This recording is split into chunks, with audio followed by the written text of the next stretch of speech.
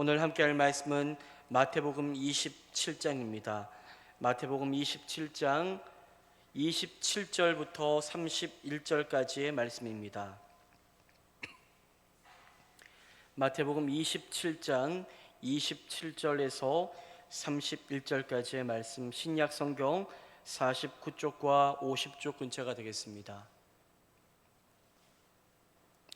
마태복음 27장 27절 말씀 제가 먼저 읽겠습니다. 한 절씩 교독합니다. 이에 총독의 군병들이 예수를 데리고 관정 안으로 들어가서 온 군대를 그에게로 모으고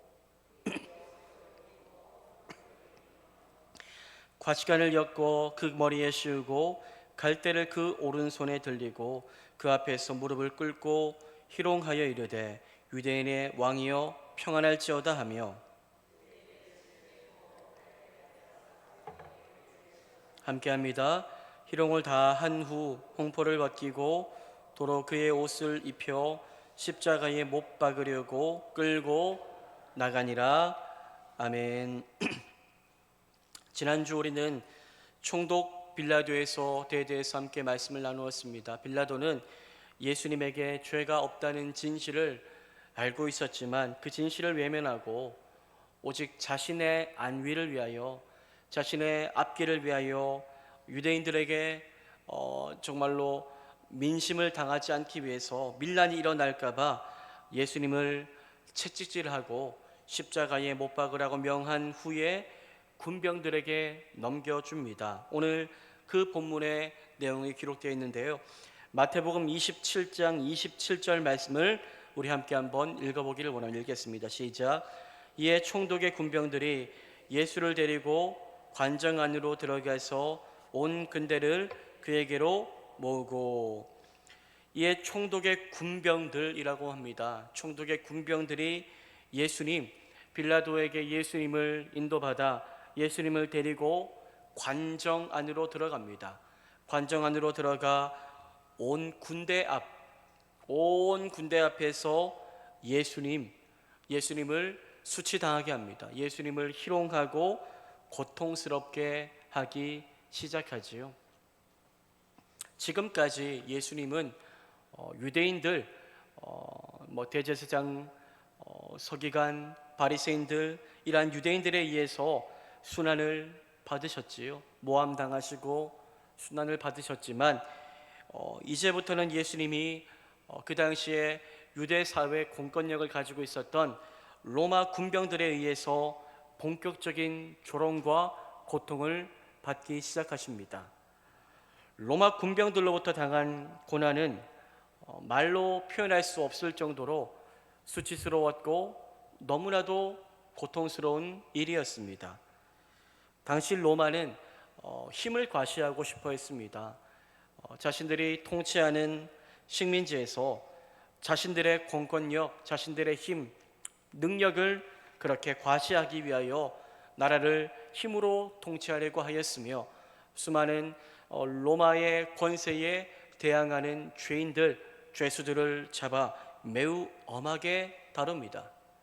그렇게 예수님은 정말로 로마 군사들에 의해서 말로 다 표현할 수 없을 조롱과 고통을 이제는 받으시게 된 것입니다. 여러분, 그런데 본문 27절을 보면요, 예수님 한 사람을 이제 처형하는데 누가 왔다고 이야기하고 있습니까? 온 군대가 다 예수님 곁으로 와서 예수님을 주목했다라고 말씀하고 있습니다. 어느 정도의 사람들이 예수님께로 온 것일까요? 군대라고 말씀하고 있죠. 군대, 헬라어로 스페이라라는 말인데 그 당시에 한 군대는 600명입니다. 600명으로 구성된 보병 군대를 가리킬 때 사용하는 단어가 스페이라, 군대라는 말입니다. 온 군대, 오늘 성경은 그냥 군대 중에 일부 이렇게 얘기하지 않고 온 군대라고 말씀하고 있지요. 온 군대라고 표현되어 있기에 군대를 이루는 사람들이 너무나도 많이 예수님 주변으로 몰려들었다는 것을 의미하는 것입니다. 이것을 통해 여러분들, 성경은 무엇을 우리에게 알려주고자 하는 것일까요? 무엇을요? 이것은 예수님이 조롱당하시고 예수님이 고통당하실 때에 너무나도 많은 사람들이 예수님의 그 모습을 다 보고 있었다는 것입니다. 거꾸로 말하면 예수님은 너무 많은 사람들이 보고 있었고 너무 많은 사람 앞에서 참 보여주고 싶지 않은 수치스러운 모습을 다 보여주셔야만 했다는 거지요. 예수님은 온 이 군대 앞에서 그렇다면 어떠한 수치와 어떠한 고통을 당하셨습니까? 오늘 성경은 예수님이 당하신 그 조롱과 고통에 대해서 너무나도 상세하게 이야기를 하고 있는데요. 마태복음 27장 28절에서 30절까지의 말씀을 함께 한번 읽어보겠습니다. 읽겠습니다. 시작. 그의 옷을 벗기고 홍포를 입히며 가시관을 엮고 그 머리에 씌우고 갈대를 그 오른손에 들리고 그 앞에서 무릎을 꿇고 희롱하여 이르되 유대인의 왕이여 평안할지어다 하며 그에게 침 뱉고 갈대를 빼앗아 그의 머리를 치더라. 이 말씀 읽기만 해도 참 가슴이 먹먹해지는데요. 예수님이 저와 여러분을 위하여 죄인된 우리를 구원하시기 위하여 이러한 수치와 고통을 홀로 다 감당하셔야 했습니다. 우리는 내가 아무리 잘못해도 누군가가 내게 만약에 이러한 수치와 고통을 안겨다 준다면 괴롭고 화가 났을 것인데, 그런데 자신을 위해서도 아니고 아무런 죄가 없으신 예수님이 남을 위해, 우리를 위하여 우리의 죄 때문에 이러한 수치와 고통을 다 받으셔야 한 거지요. 억울하셔야 했겠지만 억울함을 그렇게 표현하지 않으십니다. 침묵하시며 그 모든 것들을 순종하듯 감당하시는 예수님의 모습을 볼 수 있습니다. 군병들은 예수님이 입고 있던 옷을 벗깁니다. 그리고 그 위에 홍포를 입히지요. 홍포란 무엇입니까? 그 당시에 어깨에 매어 있는 붉은 겉옷을 말하는 것인데요. 당시 여러분들, 이들이 왜 홍포를 입힌 것일까요? 붉은 옷은, 여러분, 그 당시에 붉은 옷은 왕들이 입는 옷이었습니다. 왕들. 로마 군병들이 왜 예수님께 붉은 옷을 입힌 것일까요? 의도적이었지요. 예수님을 조롱하기 위함이었습니다. 조롱. 예수님의 죄명이 뭡니까? 유대인의 왕입니다. 유대인의 왕. 유대인의 왕이라고 조롱하며 예수님에게 왕의 옷을 입힌 것입니다. 네가 유대인의 왕인데 왜 이렇게 잡혀와서 이러한 비참한 꼴을 당하고 있느냐라고 조롱하는 거지요. 그들은 또 여기에서 그들의 만행은 끝나지 않습니다. 그들은 어떤 행동을 합니까? 머리에 무엇을 씌웁니까? 가시면류관을 씌우지요. 가시면류관. 면류관이 뭘까요, 여러분들? 왕이나 통치자가 권위의 상징, 힘의 상징으로 쓰는 왕관을 말하는 것입니다. 하지만 그들은 예수님에게 면류관을 씌우기는 했는데 어떤 면류관입니까? 금빛 나는 면류관이 아니라 가시로 만든 면류관. 그리하여 이 면류관을 머리에 썼을 때에 가시가 머리를 찔러 피가 날 수밖에 없는 고통의 면류관을 예수님에게 씌운 것입니다. 로마 군병들은 이렇게 예수님을 왕, 유대인의 왕이라고 부르며 조롱하고자 가시로 만든 면류관을 씌웠습니다. 점점 그 가시에 찔린 살갗이 찢어져 피가 그렇게 얼굴 위로 흐르고 몸을 적셨을 것입니다. 또 군병들은 거기에서 조롱이 끝나지 않습니다. 예수님에게 오른손에 무엇인가를 쥐어줍니다. 무엇을 쥐어줍니까? 갈대를 쥐어 들게 하지요. 왜 그랬던 것일까요? 그 당시에 왕은 무엇을 잡고 있었습니까? 왕은 지팡이를 오른손에 잡으며 그 권세를 자랑했는데 예수님에게 왕의 지팡이 대용으로 무엇을요? 갈대 줄기를 예수님의 오른손에 쥐어준 것입니다. 그리고 로마 군병들은 그렇게 머리에는 가시 면류관, 가시 갈대로 만든 그런 지팡이, 그리고 홍포를 입히고 갑자기 예수님에게 어떤 행동을 합니까? 예수님 앞에서 수많은 사람들이 무릎을 꿇습니다. 무릎을 꿇고 정말로 절하듯 무릎을 꿇습니다. 마치 왕을 아련하듯 왕 앞에 무릎을 꿇듯 무릎을 그들이 꿇지요. 예수님을 정말로 경배했기 때문에 무릎을 꿇은 것입니까? 아니지요. 이러한 행동은 조롱의 극치를 보여주는 것인데, 그들은 진정 왕이 아니지만 마치 예수님을 놀리듯 왕에게 하듯 절하며 이렇게 껄껄 웃으며 이야기를 합니다. 유대인의 왕이여 평안할지어다. 유대인의 왕이여 평안할지어다. 지금 상황이 어떻습니까? 전혀 평안과는 거리가 멀지 않습니까? 피가 나고 고통당하고 수치당하는 그 상황 가운데 왕이여, 유대인의 왕이여 평안할지어다. 예수님을 너무나도 극심하게 조롱하고 있는 것입니다. 그리고 그들은 갑자기 절을 하다가 무엇을 합니까? 예수님에게 가까이 나아가 침을 뱉기 시작합니다. 예수님께 침을 뱉었지요. 그리고 그들은 예수님의 오른손에 쥐어준 갈대를 빼앗아서 어디를 칩니까? 가시 면류관을 씌고 있는 그 면류관 위에 있는 머리를 막 때리기 시작합니다. 헬라어를 보면 치더라라는 이 말씀은 여러분들 한 번으로 끝난 것이 아닙니다. 헬라 원어의 치더라라는 말은 미완령 과거형으로 되어 있는데 이것은 반복적인 동작을 했다는 겁니다. 한 번만 치고 끝내는 것이 아니라 예수님의 머리를 계속 때리고 또 때렸다는 거죠. 그들이 예수님의 머리를 때릴 때에 물론 그 때리는 것 자체도 아팠지만 예수님이 지금 쓰고 있는 가시 면류관의 날카로운 그 가시들이 예수님의 머리에 점점 더 깊이 박히고 점점 더 피가 흐르고 흘렀을 것입니다. 고통이 더욱더 심해져 갔지요.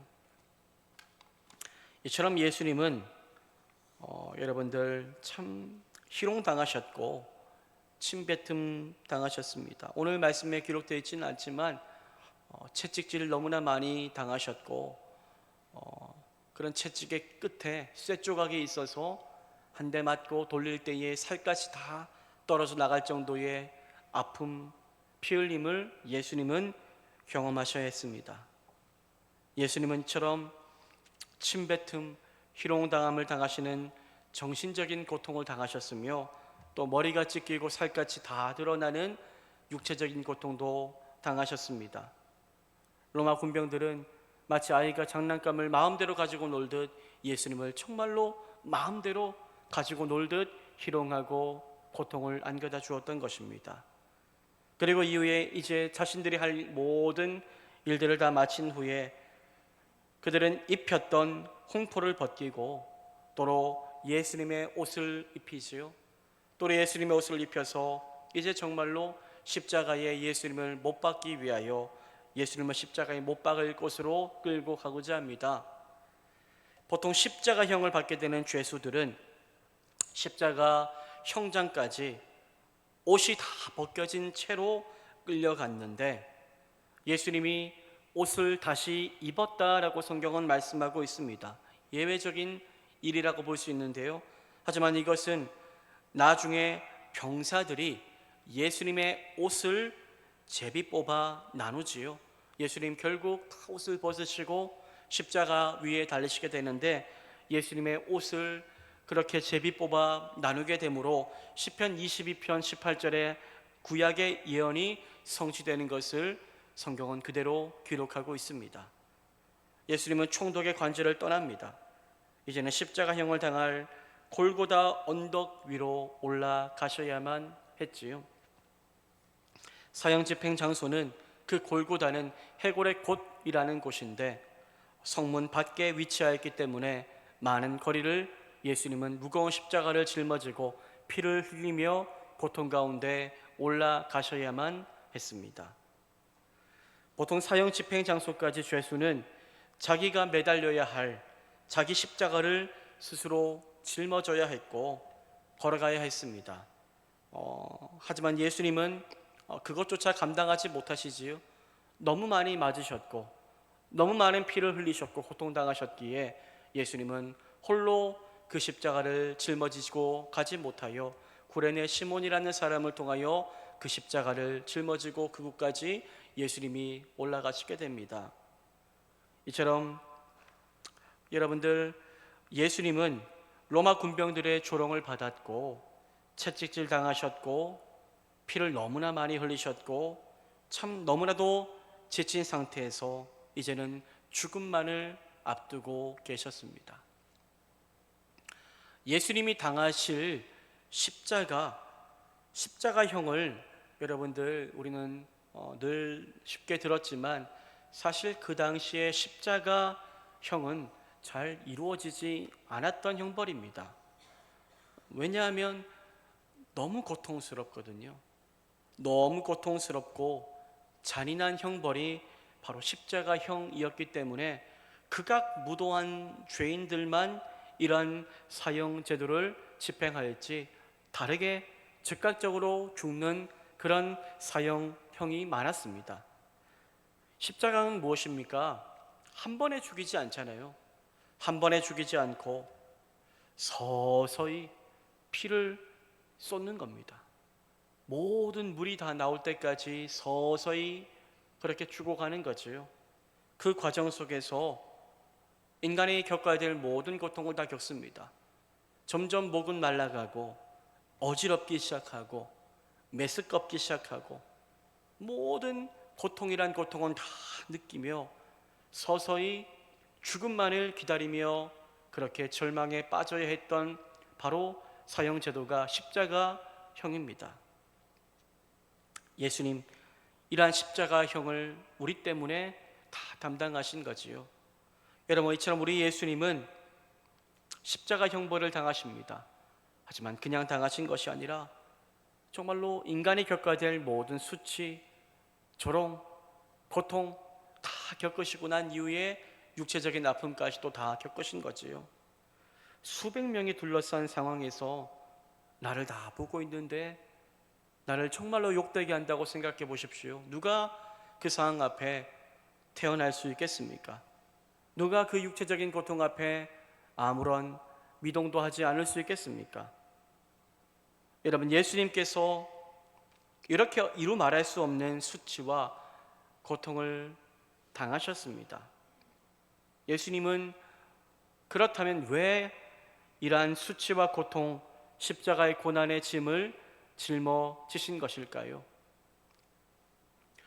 예수님도 마지막 겟세마네에서 기도하실 때에 할만하시거든 아버지 이 잔을 내게서 옮겨달라고 할 정도로 십자가형은 감당하기 어려운 고통이고 또 하나님과의 단절을 그렇게 이루어야 되는 일이기 때문에 예수님이 가고 싶지 않은 길이었지만 하지만 예수님은 그것이 하나님의 뜻이고 그것이 인간을 구속하기 위한 하나님의 계획임을 인정하셨기에 순종하시며 그 십자가의 고통을 짊어지고 가시고자 하신 것입니다.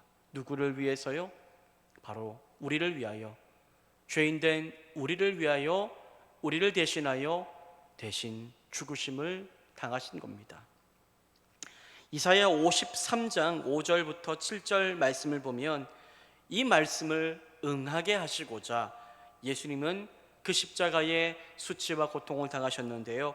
우리 이사야 53장 5절부터 7절까지의 말씀을 함께 한번 읽어보겠습니다. 시작. 그가 찔림은 우리의 허물 때문이요 그가 상함은 우리의 죄악 때문이라. 그가 징계를 받음으로 우리는 평화를 누리고 그가 채찍에 맞음으로 우리는 나음을 받았도다. 우리는 다 양 같아서 그릇 행하여 각기 제 길로 갔거늘 여호와께서는 우리 모두의 죄악을 그에게 담당시키셨도다. 그가 곤욕을 당하여 괴로울 때에도 그의 입을 열지 아니하였으며 마치 도수장으로 끌려가는 어린 양과 털 깎는 자 앞에서 잠잠한 양같이 그의 입을 열지 아니하셨도다. 여러분, 예수님이 받으신 조롱과 고통은 사실 저와 여러분이 받아야 될 조롱과 고통이었습니다. 예수님이 찔리심은 우리의 무엇 때문입니까? 허물 때문이었고, 예수님이 상하심은 우리의 무엇 때문이죠? 우리의 죄악 때문이었습니다. 죄가 모든 문제가 된 거지요.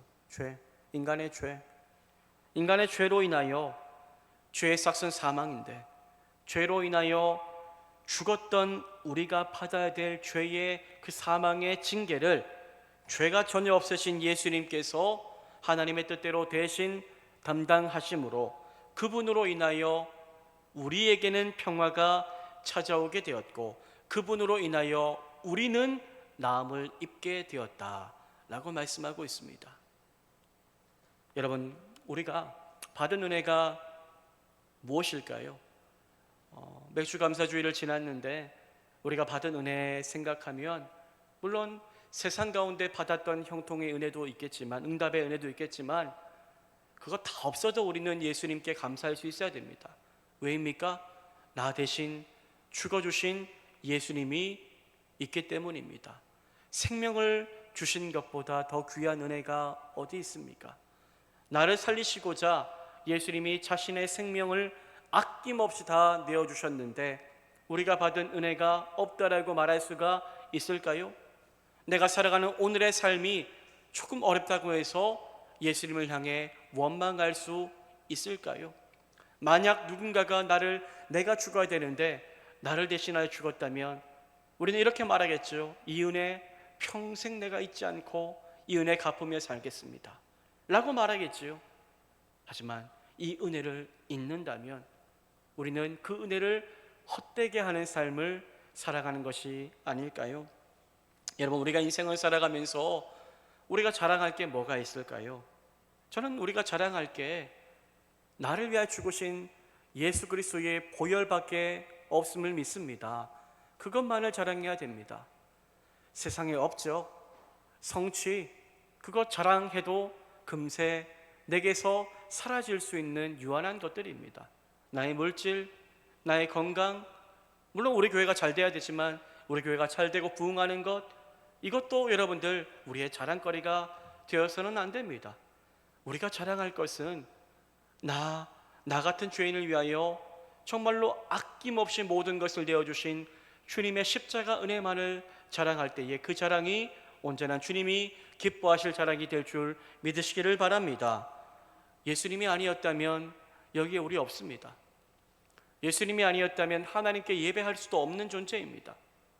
예수님으로 인하여 지성소의 문이 열리게 되었고 휘장이 그렇게 갈라져 하나님 앞에 담대히 나아갈 수 있는 은혜의 인생 되지 않았습니까? 그렇기 때문에 우리의 자랑은 오직 예수 그리스도, 나를 구원하신 예수 그리스도 한 분이면 된다는 것을 기억하며 나를 자랑하지 마십시오.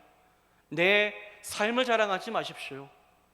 나 같은 사람, 죄인 중에 괴수, 아무런 쓰잘데기 없는 인생 살려주신 예수님만 자랑할 수 있는 그런 우리 모두가 될 수 있기를 축복합니다.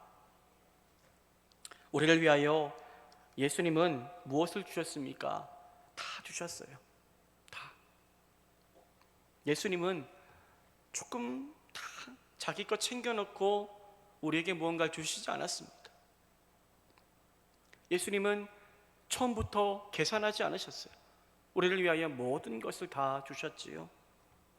물과 피까지 다 쏟으셨는데, 그런데 우리는 그 예수님께 이런 은혜를 받았는데 오늘의 삶에서 우리는 무엇을 드리고 있습니까? 어떠한 마음으로 예수님께 드리고 있습니까? 우리의 삶을 다 드리며 살아가야 되는데 우리는 시간을, 우리의 삶의 태도를 온전히 주님 앞에 아낌없이 내어드리며 살아가고 있습니까? 예수님 앞에 드리는 것을 혹시나 아까워하며 살고 있지는 않습니까? 물과 피까지 다 쏟으신 예수의 사랑을 받았는데 나는 어떻게 무엇을 아낌없이 주님께 드리고 있는지를 돌아보며 우리의 삶을 다시 한번 점검하며 내 삶의 어긋난 부분과 내 삶의 우선순위가 잘못된 부분들이 있다면 주님 앞에 정직하게 인정하고 회개하며 다시 십자가 앞으로 나아갈 수 있는 우리 모두의 삶이 되기를 소망합니다. 예수님이 여러분들 우리를 위하여 십자가에 달리십니다. 십자가에 달리시며 십자가 위에서 우리에게 무엇을 예수님은 바라셨을까요? 예수님은 아버지 저들의 죄를 용서해달라고 하셨지요. 죄를 용서해달라고 한 것은 이제는 더 이상 나로 인하여 내 십자가의 볼의 은혜로 인하여 너희가 죄의 노예가 되지 않고 죄의 사슬에 묶인 자가 되는 것이 아니라 죄의 사슬을 끊어버리고 이제는 의로우신 예수의 길을 가기를 주님은 바라셨을 것입니다. 우리가 다시 죄와 버타는 그 이전의 삶으로 돌아가기를 원치 않으셨겠지요. 베드로전서 2장 24절 말씀을 우리 함께 읽어보기를 원합니다. 함께 읽겠습니다. 시작. 친히 나무에 달려 그 몸으로 우리 죄를 담당하셨으니 이는 우리로 죄에 대하여 죽고 의에 대하여 살게 하려 하심이라. 그가 채찍에 맞음으로 너희는 나음을 얻었나이다. 친히 나무에 달려 그 몸으로 우리의 죄를 담당하신 겁니다. 죄를 담당하셨는데 왜요? 이는 우리로 죄에 대하여 죽고 의에 대하여 살게 하려 하심이라. 예수님이 여러분들 왜 목적 없이 십자가에 달리신 것이 아닙니다. 뚜렷한 분명한 목적을 가지고 예수님은 십자가를 짊어지셨습니다. 왜요? 이는 우리로 죄에 대하여 죽고 의에 대하여 살게 하려 하심이라. 이것이 십자가를 짊어지신 목적입니다. 이제는 우리가 십자가의 은혜를 받았으니 우리가 죄에 대하여 이제는 살지 않고 죽은 자가 되기를 바라셨던 것입니다. 날마다 죄에 대하여 죽고 날마다 의로우신 예수를 닮아 새롭게 살기를 바라시는 것입니다. 거꾸로 말하면 이제는 우리가 삶의 자리에서 십자가 복음을 경험했는데 의로우신 예수를 닮아 살지 않는다는 것은 내가 거룩하니 너희도 거룩할지니라. 우리가 예수의 거룩을 따라 순종하며 이 악한 세상 가운데 빛의 삶을 살지 않고 어둠에 갇히며 죄를 탐하며 살아간다는 것은 무엇을 의미하는 것일까요? 나를 위하여, 내가 의에 대하여 살도록 하기 위하여 나를 위하여 조롱당하시고 나를 위하여 고통당하신 십자가를 짊어지신 예수의 그 숭고한 희생을 헛되게 하는 사실이란 것을 기억하시기를 바랍니다. 여러분, 우리의 삶이 저는 예수의 십자가 은혜를 헛되게 하는 삶을 살지 않기를 소망합니다. 날마다 우리가 참된 가치 있는 삶을 살아야 하는데 우리가 죄를 버타고 죄를 다시 부둥켜 안고 산다는 것은 다시 예수를 십자가에 못 박는 그런 어리석은 행동이라는 사실을 기억하시며 날마다 내 삶이, 나의 생각이 예수의 십자가 은혜를 헛되게 하지 않도록 나를 인도해 달라고 날마다 은혜를 구하며 성령이여 나를 붙들어 달라고 인도해 달라고 기도하는 우리 모두가 되기를 소망합니다. 이제는 죄에 대하여 우리가 죽었습니다. 이제는 죄에 대하여 죽었기에 이제는 우리가 살 길은 의로우신 예수를 날마다 따라 그분의 성품을 쫓아 날마다 영적인 예배를 드리며 사는 것임을 기억하며 하나님, 이 악한 세상 가운데 믿음을 지키며 사는 것이 만만하지 않지만 하지만 나는 거룩한 구별된 그리스도인입니다. 주님, 그리스도와 합한 자가 되기를 소망합니다. 그리스도가 내 안에 살기를 소망합니다. 고백하며 주님의 십자가의 은혜를 헛되지 않게 하는 믿음의 삶을 살아가는 저와 여러분 되기를 주님의 이름으로 축복합니다. 이 시간 우리 함께 믿음으로 기도하기를 원합니다. 예수님이 정말로 감당하지 못할 말로 이루 말할 수 없는 조롱과